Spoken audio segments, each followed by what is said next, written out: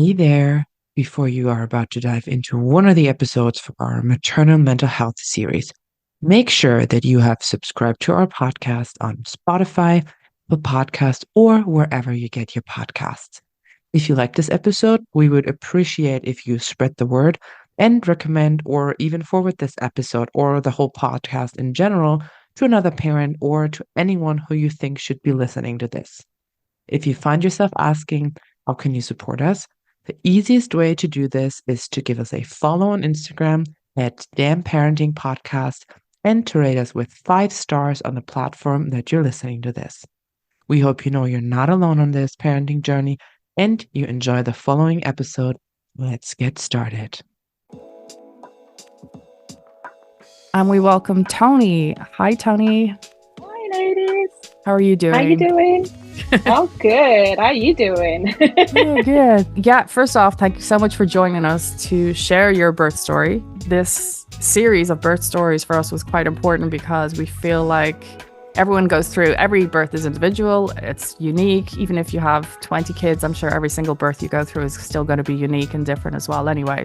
But for your story, we've known you since we were actually pregnant because we actually met you during COVID in a park in relative good distances from each other to actually put faces to names from a group we joined. And yeah, you were kind enough and open enough to also share your story about your daughter. So yeah, we are super thankful that you're going to join us and actually share your story. And hopefully this is going to be helpful to some people, insightful for others. And equally, we really hope that this is going to open up a conversation that, unfortunately is not something that is a happy thing to talk about. And so some people kind of stay away from it. They shy away from it. They don't want to bring it up. They're afraid of bringing up something. So hopefully we're going to open up these conversations and kind of allowing people to kind of express themselves and hopefully benefit as well from hearing someone else's story that it might actually help them with theirs. So with that, please introduce yourself and then you can get started in how everything went.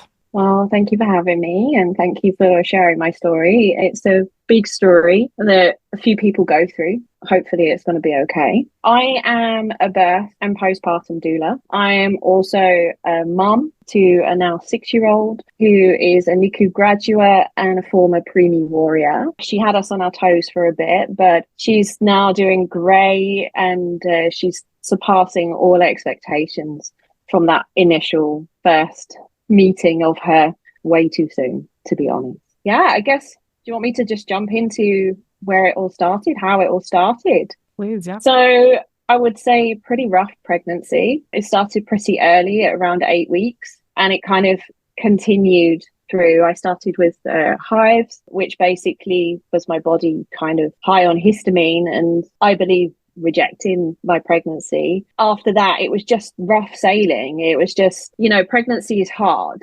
It's hard on anybody. And I knew nothing at that time, I was like, oh, I'm going to have a baby and it's going to be great. And I went into it with like all the ignorance in the world, I think like we all do, to be honest. It wasn't all sunshine and rainbows like I was expecting it to be or thought it would be, I didn't have the glow.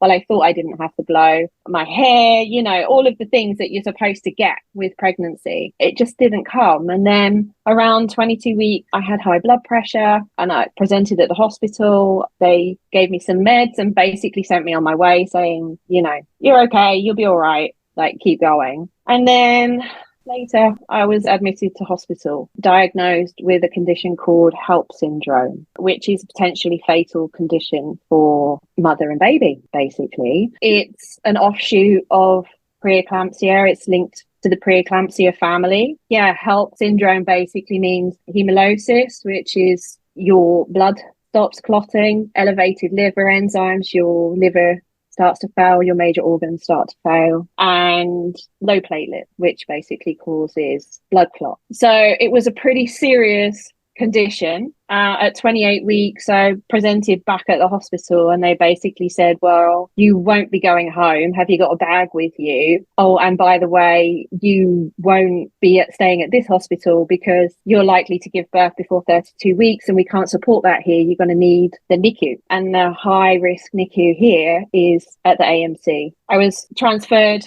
by ambulance from the Old in Oost to the AMC. My husband left me to go and get a bag. He was just in like a headless chicken moment, didn't know what he was doing. Got on the tram to go home. We live really close to the hospital, but he took a tram, the wrong tram, ended up somewhere else in the city, which meant that he didn't get back to the hospital to transfer with me in the ambulance. So I went on that journey to the hospital on my own. It was a really scary time because I'd heard of preeclampsia, but I'd never heard of HELLP syndrome. And just that moment of you're not going home, I just cried. I was just like, the disappointment, the failure, all of the feelings, you know, it's just like, why me? So yeah, that was my pregnancy, basically. As you can imagine, we were not prepared. Like most of us when we were pregnant, we either renovate, move house, move country, do all of these crazy things, especially as expats. So we were renovating. My house was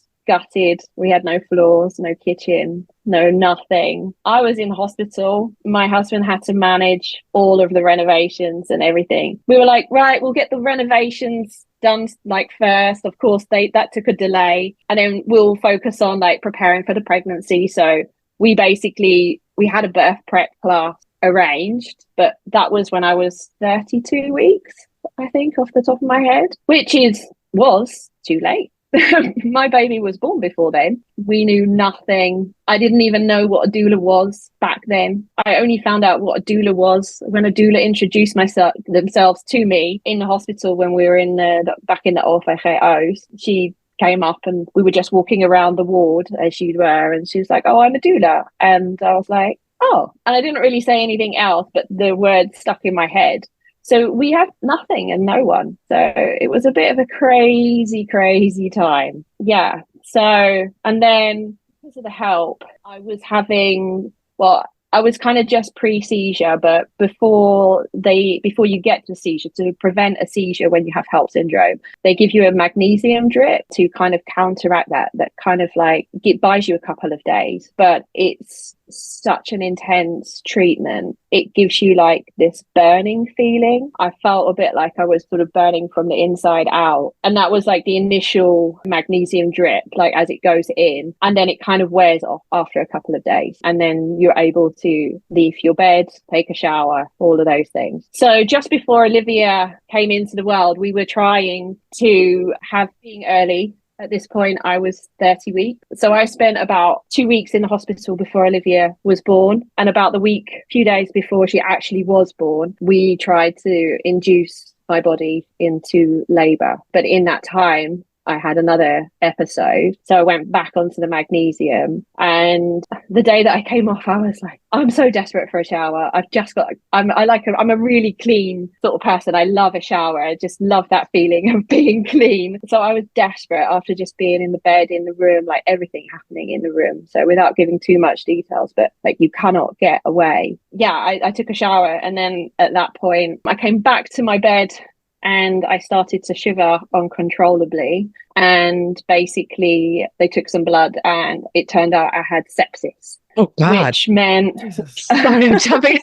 I'm hearing this. I'm like, how did you process this all? Like, wow, kudos to you. I'm just sitting here with like, and Eva and I, like, our eyebrows are like up, our mouths are open, and we're just like, how did you manage this? I cannot believe you went through. It's like you tell one thing, like, all right, this is really bad. And then you tell the other thing, it's like, oh, okay. The burning from the inside. Yeah, it's like burning from the inside. And then this, and I'm Sorry. like, okay, I mean, it's not gonna get worse from here, right? But it's like, wow. Oh my God. Thank you so much for being so honest and sharing this, because I think this is so important that we talk about this and people hear it and know everything is turned out okay in the end, and you have a thriving child and you are doing okay and you're healthy and everything, you overcome this. So I just wanted to interject you, like, oh Jesus. But yeah, keep going. Okay, we're here. So you got sepsis. No. Okay, so back to the sepsis. Yeah, well, sepsis is obviously even more serious than the HELLP syndrome. It was just basically my body was poisoning itself. And that is a side effect also of the HELLP syndrome, unfortunately. I learned all of this as I went along. So serious, it meant an immediate emergency C-section. So as soon as we found out the results, The nurse basically came in and said, right, this is what you've got. And here's an outfit which she gave to my husband and went, you're going to become parents today. And we were like, okay, because the whole time that I was in the hospital, it was about trying to get further and further and further along in the pregnancy. So every time I had magnesium drip, it was to prolong the pregnancy because, you know, as a premature mum or premature baby, the importance is to keep those babies inside for as long as possible. So just by the whole pregnancy, I think I was just incredibly lucky to get to the point that I did, and that we were over 30 weeks. We were 30.6. You know, we were just lucky. Despite all of that, I still see luck and gratitude in actually everything that happened. So yeah, so then we were emergency C-section, which then I was obviously knocked out, and it was just such a surreal experience because of course I was present, I was there, the baby's coming from me, but wasn't present for the birth of my daughter. So one of the things that I actually asked my husband to do was take loads of photos, take all of the photos, even though I might not be able to look at them straight away. At some point I will be able to look back and I will want to see these photos, because now I look back and I just look back with so much pride. You know, it's something that happened. It was something that needed to happen almost for my learning, because, you know, experiences come into our lives for different reasons, and it's what we take away from that. Now, of course, you know, nobody really needs a near-death experience, but, you know, you do view life and you do view the world with different eyes after going through something so hard and so difficult, you know. And of course, that difficult journey then impacts obviously as well onto the postpartum as well, which I'm sure we'll get to in a bit. But so yeah, so took all the photos, the ones that he was allowed, when he wasn't allowed into the operating room, because obviously it's major abdominal surgery, it's a proper serious thing having a C-section. The nurses and everybody were taking photos and videos on my phone. I do have a lot of, you know, images and stuff from that moment. So although I wasn't present, like, yeah. And then after that, once I came out of recovery, because obviously I needed to wake up, I went straight into the NICU, wheeled in my bed, and then I had about 10 or 15 minutes with Olivia. She was in the incubator. She weighed 1.48 kilograms at birth, which is very, very tiny. But thankfully, I mean, of course, I had an infection, which is what obviously caused the sepsis and everything. She also had that infection. So she needed antibiotics as soon as she was born, and I needed antibiotics as well. So because we had to treat both of us. And it was just difficult because there I am meeting my baby for the first time, putting my hand through an incubator hole, you know, and there I am touching my baby. And it was the scariest moment of my life because she was so tiny and so fragile, and she was covered in wires and a breathing mask and, you know, all of the things that you just don't want to see on your baby, on your child ever, you know. And we're back to the room, and it was 2 more days before I got back to see her because I was just so sick. I was really not very well. And unfortunately, you know, the precedence is to take care of the mother. Save the mother, you save the child, basically. So yeah, and that for me was really gutting because of course, Olivia needed somebody. She needed my husband. She needed to be held, even though she was born so early. So my husband got the first hold. He was the first one that did the skin to skin. And that was soul destroying because I so desperately wanted to be that person, you know, as most women are when they give birth. And as a birth doula, it's the way it goes. Like once you have your baby, the first thing is your baby's put onto your chest and you have that skin to skin and you have that bonding time. And that was just totally different for us. It was a totally different, you know, scenario. And then you have all the nurses coming to you because they're caring for you, of course, you know, and they're like, congratulations, you know, how's your baby? And it got to a point I was like, I don't know. I haven't seen her. And one nurse was just like, get this woman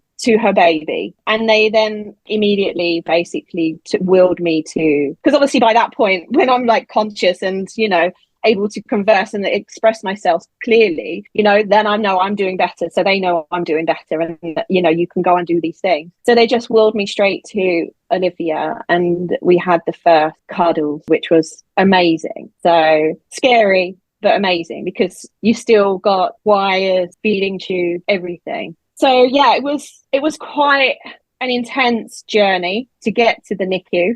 So yeah, I mean, as an overview, I spent 2 weeks in the hospital myself before she was born. We spent then about a week in the NICU at the AMC. And once she reached 32 weeks and she was showing that she was clear of infection and everything was fine, that she could hold her own, we were then transferred back to the OFH Oost, who could then care for her in the post sort of intensive care period. And we were there for 7 weeks in the neonatology department with specialist kind of NICU nurses. And in OFH Oost, they have a program, it's like family-centered care, because they realize that basically keeping families together during such a time is actually vitally important. Of course, when they're in the NICU, they're in a ward with lots of other babies. You are separate from them because it's a highly sterilized, unit. So I remember going in there, every time I would before I touch a door handle or whatever, you would be sanitizing your hands, and then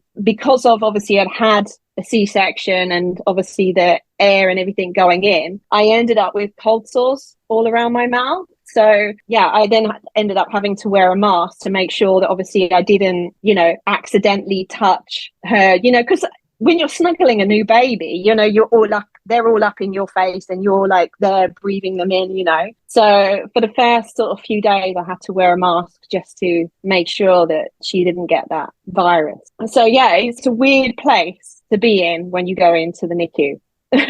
So, I was just wondering, so just in my head, it's kind of like a movie where you kind of go in and it's just silent with machines or something like this. That's the only experience I'm hopefully ever going to have in my life with that kind of a thing. So can you actually elaborate on like that experience? Yeah, so when we were in the AMC, when I was sick in the hospital, we had quite some good support in the AMC. They actually recommended for us to go and have a look at the NICU because we were going to need to use the NICU. And we were a bit like, of course, we're scared, scared out of our mind. This is something that we want to do. But then the reality is like, well, we're going to be there a lot, so let's go and do it. And the NICU in the AMC is kind of like a long corridor, and then you have wards sort of off of it, which are filled with babies. So in Olivia's ward I think it was about 8 babies, and they ranged everything from about 26 weeks plus. There were some babies like with Olivia, like because you as a NICU parent, you learn to read all of the monitors and you get taught all of that. So you understand like the oxygenation and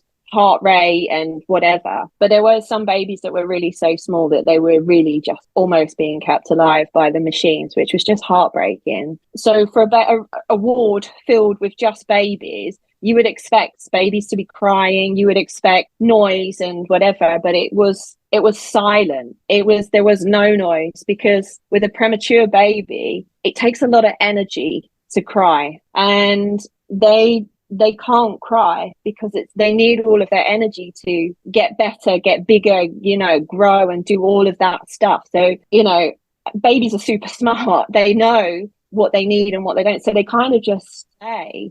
And then when you go in to visit the ward, there are like screens that you can kind of pull around you. So you kind of have privacy from other people. It's not a busy ward, so you don't get a lot of people coming in and out, parents coming in and out. We go in and out at different stages in the day, depending on like the feeding schedule or, how much you want to be there or how much you need to be there, for example, So some people, like when they're really, really small, you can't really hold your baby for too long because also that takes a lot of energy. So you would be limited sort of in time to hold your baby. Maybe you would be there for like an hour, then obviously they would get really tired. But in that time, you're pumping your body, even though like really early, your body needs to make milk. The goal that these babies need. So you're pumping every 2 hours around the clock. And then in the beginning, it's colostrum, which is nothing. It's droplets. You know, you're with a syringe taking every single droplet that you can see that's on the breast in a syringe. And that will basically be your baby's food for that day. And then the goal is, obviously, as a mum, you've got to build up your milk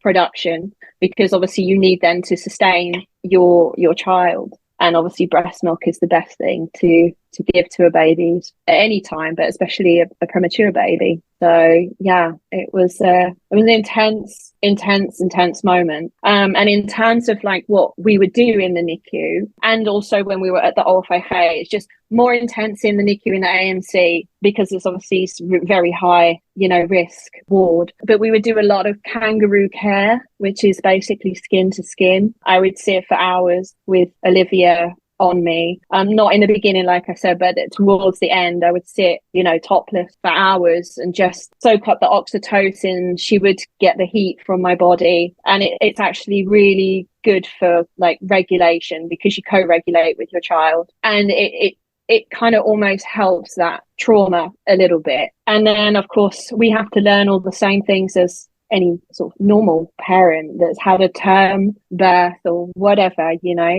So we had to learn to care for a premature baby around all of the wires, you know, what we could take off, what we could unplug, what we couldn't, you know, all of that stuff. We had to learn how to feed her, which, like I said, was through a syringe in the beginning. And eventually, as she got bigger and stronger, and you know, we could transition to her to try and feed from the breast, but at the same time, she was learning how to bottle feed as well. Bathe her. I mean, when your baby's a week old and is that tiny, how do you bathe a baby, you know? So the nurses had to show us how to do that. And basically it was just like a small tub of like warm water with a cotton wool ball, and just damp it down and just gently, you know, wipe your baby down. Yeah, my husband was like right in there. He was like, he wanted to know everything. It was like his way of coping. And he was like the first one to sort of step up and say, yes, I'll do this. I'll try this. I want to do everything. And I was the one that was a bit more like, I need a minute. I mean, I love her, but that love also wasn't instant, because there was that massive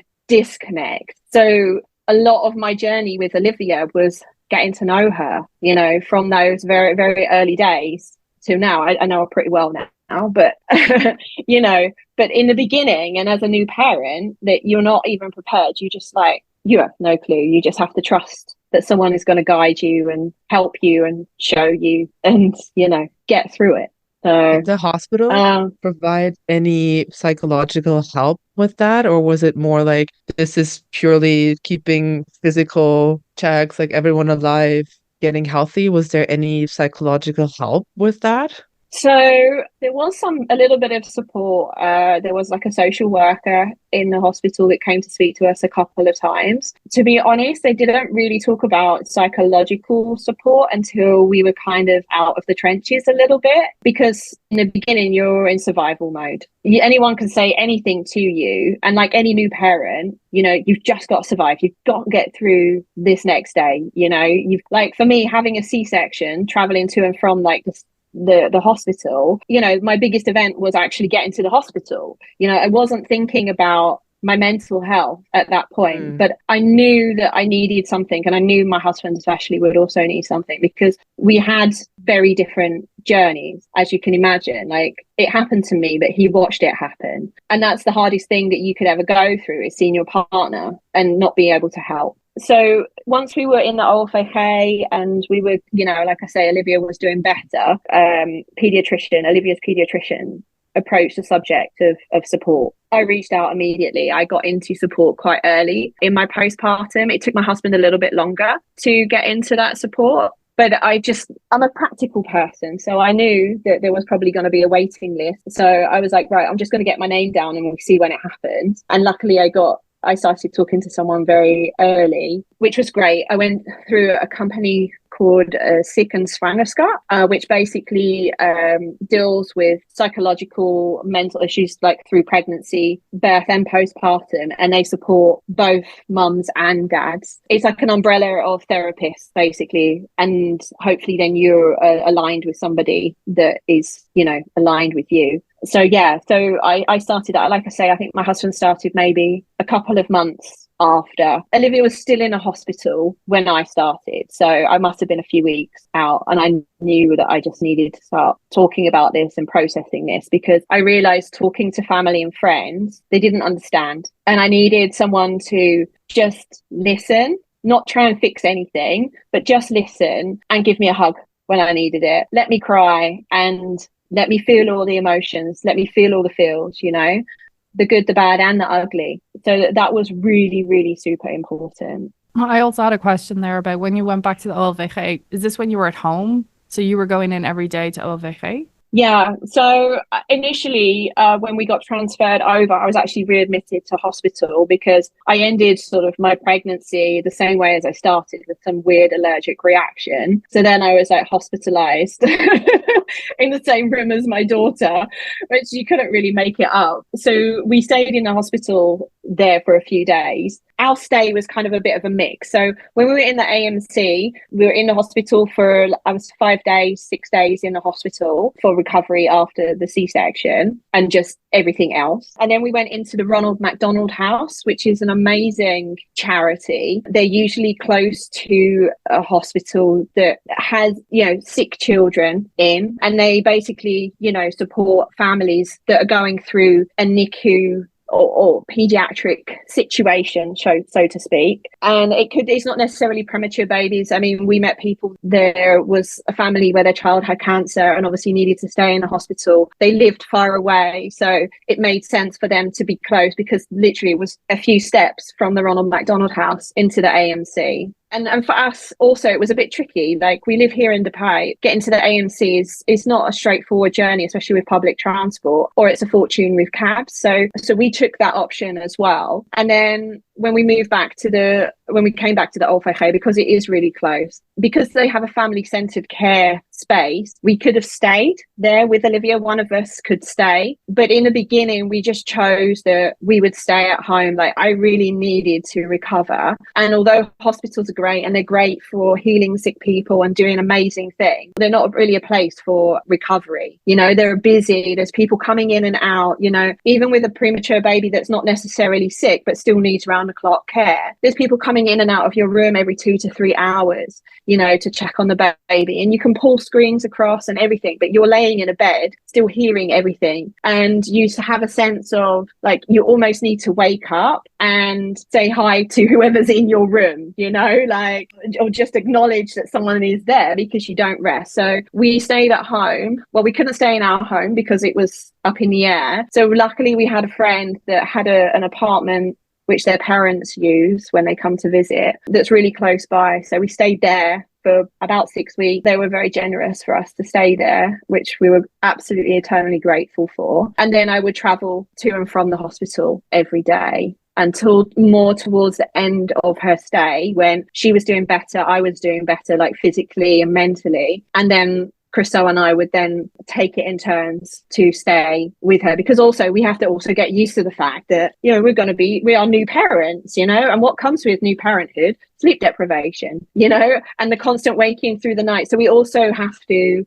get ourselves mentally prepared for that. But it was hard for me to get to and from the hospital, because obviously I'm trying to walk with a C-section, you know, when I should have been sitting, laying, resting, looking after myself. And a lot of it was on me, because at that time we didn't have the parental leave that we have now. My husband had, I think it was 3 days.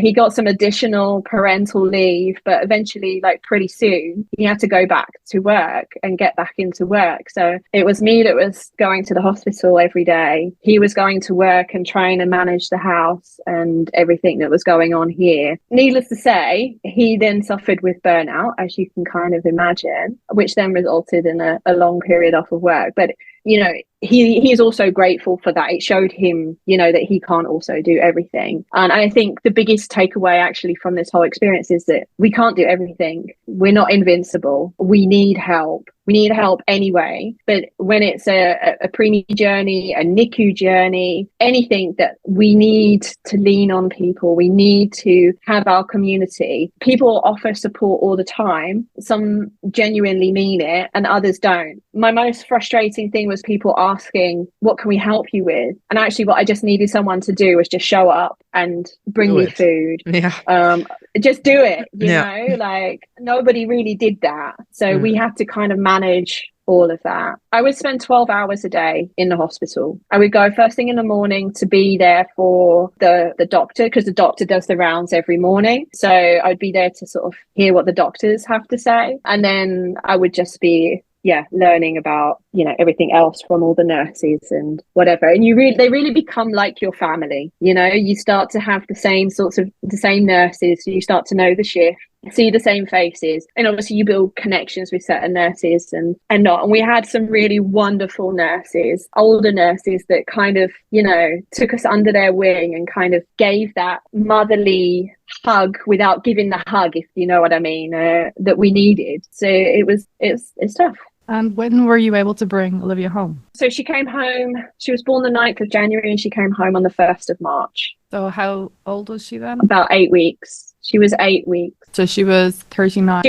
She was 2 weeks before her due date. So she came home at 38 weeks. At that point, she was 3 kilograms. So hard to grasp in my head for her. So can you tell us then about what was it like in that you've had now 8 weeks with her, but what was it like to be now at home with her finally? What were those first 24 hours? Scary as hell. Scary as hell. We came out of the NICU because we did our cram time, our maternity postnatal time that you would have with a cramzorg in the hospital. So we came out, we'd learned so many different tips and tricks and things from all the nurses, and it was amazing. And we came out feeling a bit like Uber parents, we got this. And then you get home and it's entirely different because it's like a full sense of security. You're in a hospital room, which is your room. You're given a card, which is locked, so you can go in and out, and only the nurses will have that. So no one can just walk in when you're not there. And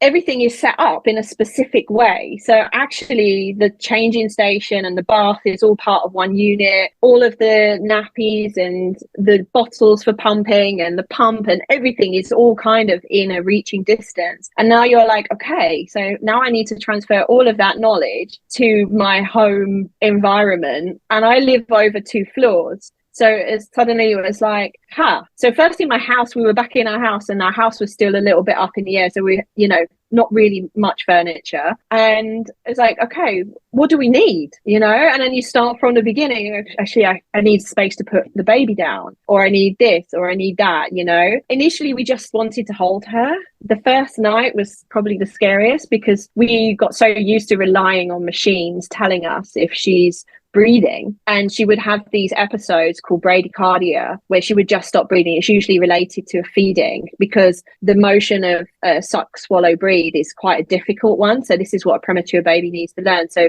when they're doing that, they sort of forget to breathe. So then suddenly the machines will all go off and then the nurses come running in and you're like, what? So you kind of, before they let you out, they kind of turn the machines off. So you have to kind of learn to parent without the adage. And we didn't have any of that when we came home. So we were constantly waking. Is she breathing? Is she okay? Is she too hot? Is she too cold?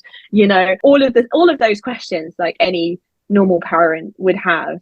But with an extra layer of anxiety on top of that. And then we didn't have a cramzorg because, we did our cram time in the hospital. We did speak to a few nurses and they were like, maybe it's not a bad idea. But to be honest, in total, I was in hospital for 10 weeks. 10 weeks of seeing nurses and strangers and people and things and stuff. And I was just like, I just want to go home to my space and be with my husband and my baby. In hindsight, I probably should have got the cramzorg, just even for a few days, just to help her settle in. But, we were ignorant, and we sometimes ignorance is bliss. We definitely learned the hard way, but we just also needed some space. And then everything else kind of just started. Olivia found her voice. She cried a lot. We didn't know why. She had all the stuff. And as a premature baby, one of the, the gut is the last thing that really matures in any baby, but it's really hard for a premature baby. So she had colic, she had ended up with cow milk protein allergy, she had reflux. So that would explain all of the crying and everything. So we learned that as we went along, over the few months after coming home. But having a baby that cries a lot is heavy. Being sleep deprived is heavy, and still not even really fully recovered from the experience. And navigating all of that, it's a really heavy time. And this is when you really need to lean into your support network, because we didn't eat. Well, we did eat, but we ate really badly. My husband is the cook in our house. He wasn't cooking. We were barely finding time to cook. We ate a lot of takeaways. When we were in a hospital, we would go to restaurants, would take an hour out and go for a dinner in a restaurant and then go back into the hospital and be there until 11 o'clock or midnight. Some days we'd come home at midnight and eat something, or we'd try and get a breakfast in the morning, but rarely did we eat. Food was one of the biggest things for both of us, actually. And it probably would have helped with our healing, both of our healing, to be honest, had we had that. Of course, we had some friends come over, but it was just difficult, like they didn't really know what to do. Our families didn't really know. No one really knew what to do. It was just like a thing that we were all trying to navigate together. So yeah, you need to lean on people.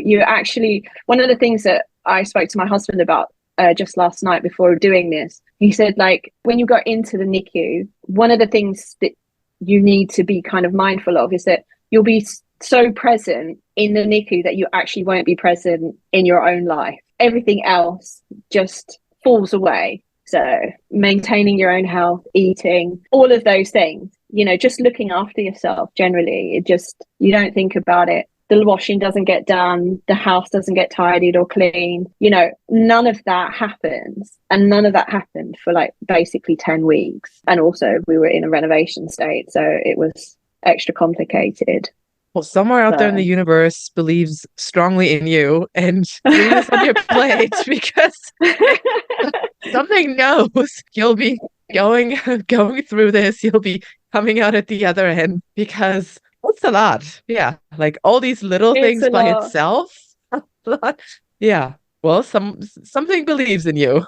Yeah. I think the whole experience, I think a NICU experience really shows an individual resilience and strength. And I think you take a lot of strength from your child, because it's not the normal, I use that word loosely, but the way that most babies come into this world and we all start that experience, you have to learn your child rather than look for, I don't know, manuals or workshops or whatever, to try and find the answers. You have to lean into the experience and accept. And I think that's one of the biggest things that you struggle with, is the acceptance of that experience, because about 40% of parents that have a NICU stay will develop PTSD. So it's even more important that you have someone to speak to, that you can get to a therapist and start unpacking that experience. Because sometimes when we're in that moment, it's not just the experience, but it brings up other in your life, because it makes you question everything about you, your entire being. And as we know, the matrixence of becoming a mum is also huge, so you're also still learning about yourself as well. So it's super, super important that you do get that help for CBT, so cognitive behavior therapy, which is a talking therapy, talking about the experience. Both me and my husband had that. We both also had EMDR therapy for the processing of the trauma and specific traumatic memories. It doesn't take the memory away, but what it does, it kind of rewires your brain to feel differently, because we feel these traumatic things. It's a very subjective feeling. It's understanding how that's translated into our body. But yeah, and also part of the reason why I do what I do now is because of my experience. And I would definitely recommend to anybody that knows that they're going to have a NICU stay, no matter how late in the day it is, whether it's like, a bit like us, we learned 2 days pretty much before we gave birth. It's never too late to ask for help. And even if it's after the event, get yourself a postnatal doula, because you still need consistency. Get yourself a birth doula, get yourself a postnatal doula, get yourself a doula, period, because we need continuity of care. We need to feel comfortable and safe and see a familiar face the whole way through. And we need someone to be there to pick up the emotional pieces, to be that listening ear that we think our friends and family can give to us, but they can't give to us because they don't know it. And whether a postnatal or birth doula has been through a similar experience, they have the training and the empathy to understand how to navigate these sorts of situations, because we're used to working with people. So I would say to anybody, just get yourself a doula, get someone there to hold your hand and wipe your tears dry when you need someone to do that for you.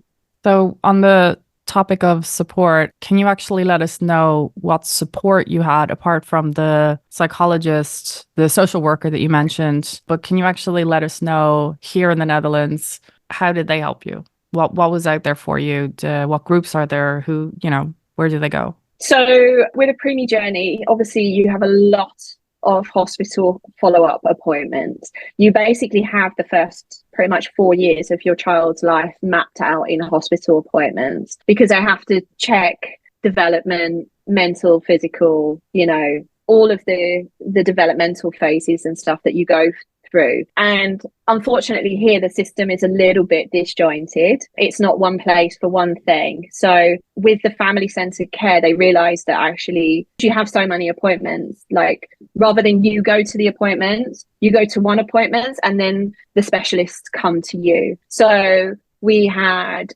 support from a lactation consultant in the hospital to help with the feeding once things were a bit more established. We had pediatric help, Olivia's pediatrician, which we built a really nice relationship with. We had a logopedist, a feeding specialist, to also just teach us how to feed Olivia in the various different ways, from tube feeding to bottle feeding, breastfeeding, and everything in between. We also had a pediatric physio for all the physical developments.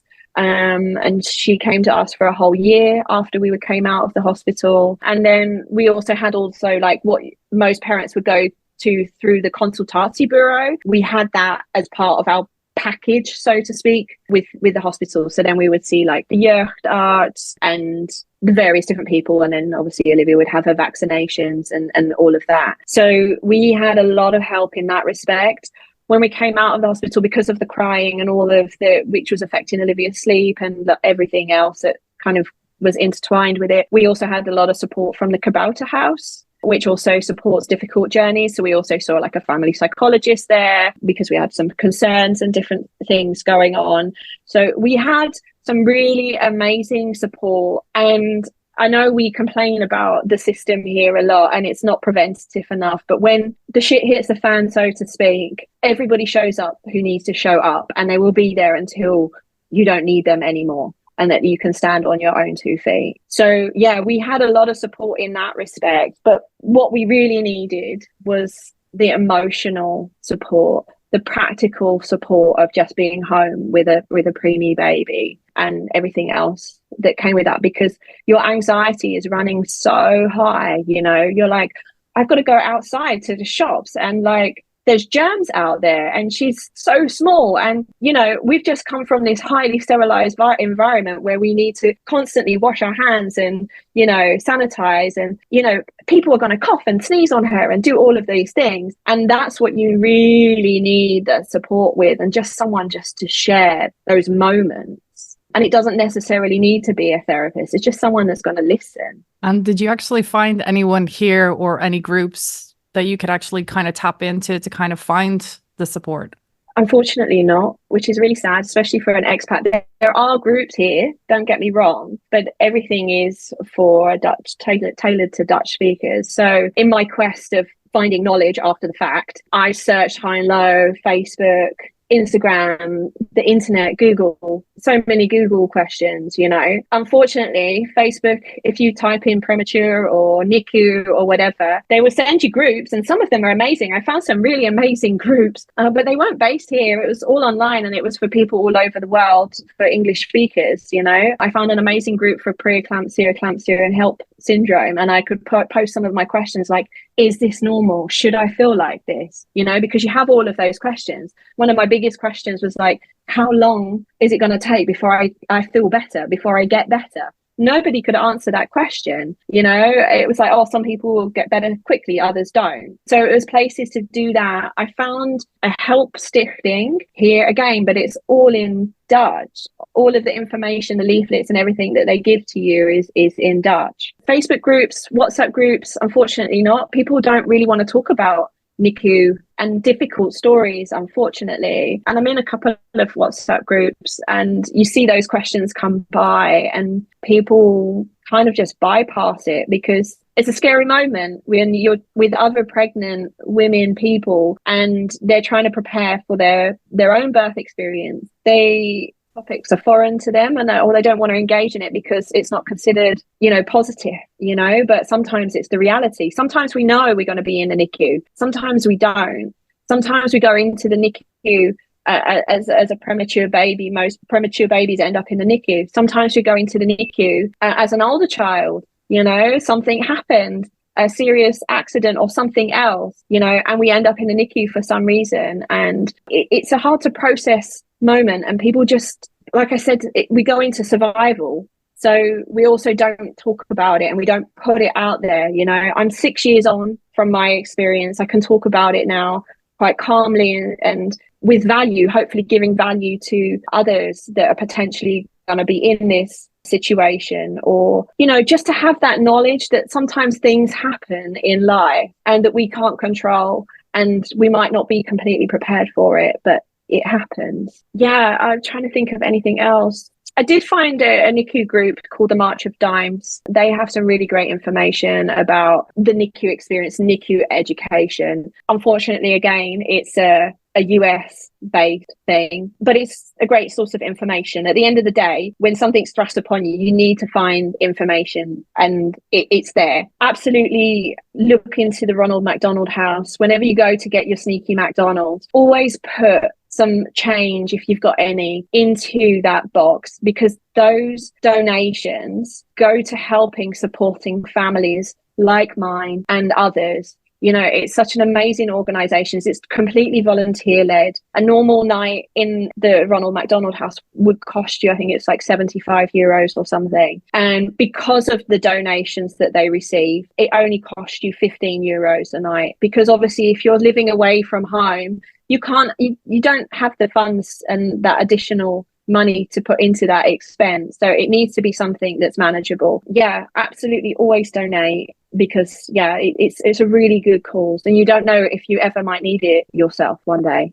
Yeah, this is really amazing. My sister volunteers at the Ronald McDonald House in Berlin, and she shares these stories, and she says it's so important that we do this work. And she's done this for many, many years, and she sees all these families and what it means to them that they have this food and just a room, that it's not a hospital environment. And yeah, I can agree with this, because she tells me how important this work is for her and how much it's helped for the families. Yeah, and just to have a normal bed that's not a hospital bed that you're going to sleep in, or a rubbishy sort of sleeper couch, you know, it's nice just to have some sort of normality. And that's why also you can connect with other families. People are there for all different reasons, but we're all there for the same reason, ultimately, that our child is in the hospital and that we are here trying to support them and showing up for them. And that's where you connect. We all got our different stories, but we all connect for the same goal, which is to be there for our kids. Well, you've done such an amazing journey, and I'm still like in so much humbleness towards what you've gone through with your whole family. And I'm sure this is, and also on a relationship level, a full other load. And like, yeah, I see how your family got through all of this and how you're all thriving now and flourishing. And this is also then a happy ending, you know, like you've been through hell and now you've come out at the end, and now you can share this with others and empower them. And you work as a doula and you know how important this work is. So yeah, I hope this was inspiring and helpful for someone out there, that you will get through it and there is help out there. Every journey is unique, but it's the help and the support that will make sure that it's going to be okay in the end. Thank you so much for sharing this. This was very, very emotional, very emotional. And I can only imagine how this must have been going through it, because listening to it, I was like, here, my tears were running down my cheeks. I was like, oh my God, yeah. You Yeah. don't want to think about it. Like, that's the whole No, thing. That's the reason no. we wanted this, is because there's a lot of conversations people don't want to talk about. And this is obviously one of them. And it's also such a private thing. Like, I never asked you about your situation because it's also such a serious thing. And it's like, oh, but when we ran into each other a couple of months ago, obviously just on my bike, as it were, and you were on the street, and it was like, hey, you know what? Like, we really need people to discuss their pregnancies, the birth, the labor, what they went through. And this is covering all aspects, from Maren's birth story, which, you know, how everything went from her, to the NICU, and to, I don't know what are the stories we're going to get. You know, we have a lot of people who are willing to share their stories because they're kind of like, yeah, you know, people ask about how was your pregnancy or how did you give birth, but they don't want to delve into other topics because they're awkward. And you know what? None of us want to get into an awkward position with anyone else, you know, because we're like, I don't want to, you know, it's not a nice feeling, but the thing is, you lived through it and that is your story. Mm-hmm. And so there also needs to be like some respect there to also listen and learn as well. And as we said, this episode for us was, hopefully people can listen to it, take something away from it, maybe share it with someone. Hopefully, even if they know someone going through it, they're able to find this episode and kind of listen to someone else's story as their friend might be going through it, and to then think, okay, Toni was like, you know, we needed food, or we just needed someone to show up, or even if they get you a doula, like to say, hey, look, I want to get a doula for you for a couple of hours for a week or something like that. These are the efforts that people could go to be there for those people, because yeah, no one ever wants to go through that. And I mean, yeah, I saw Maren with the tissue and I'm like, don't look at her on the screen. I'm going to cry now as well. I couldn't hold to it. be I was fair, like, oh, jeez. you gave me a little lump in my throat. And it's my story. Yeah. But this is also the thing that other people might be scared of, like asking you about your story, because they're like, I don't want to re-traumatize her. It must have been like, sure, she's like done with this. But then I guess you want to share this because you know how important it is and you have lived through it and you want to share this experience to make it easier for someone else. So yeah, thank you so much. One person show up which was put in contact with us via the hospital, and she had a very similar story to us, and she came to our house and we just talked. You know, we spent probably 2 hours just talking, and it was like, oh, do you know that nurse? You know, it was just like that familiarity. It just made it feel a little less lonely, you know? So yeah. And I think also being a doula and coming into this space a few years ago, one of the hardest things is the reason I came here is because of my story, because I was like, I've got this knowledge, I need to impart this onto the world. It's not something from dramatic reason, like I'm looking for sympathy or anything like that. Absolutely not. Like I find it really an empowering experience. But you know, everyone comes into like the doula world and they've got like, you know, it's all about the perfect birth and whatever, and I'm like, how am I going to tell this story without traumatizing somebody, you know?